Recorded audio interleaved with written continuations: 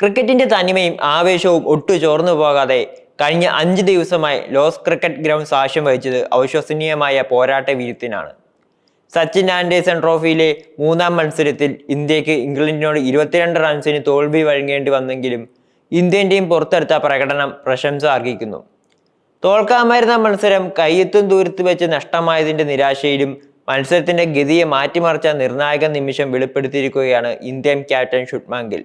Bat നിര 2-ാം ഇന്നിംഗ്സിൽ മികച്ച പ്രകടനം കാഴ്ചവെച്ചിരുന്നെങ്കിൽ ഇന്ത്യക്ക് എളുപ്പത്തിൽ ജയിക്കാമായിരുന്നു എന്ന ആരാധകരുടെ പക്ഷത്തിൽ നിന്ന് വ്യത്യസ്തമായി ഗിൽ ചൂണ്ടിക്കാണിക്കുന്നത് മറ്റൊരു സംഭവമാണ്.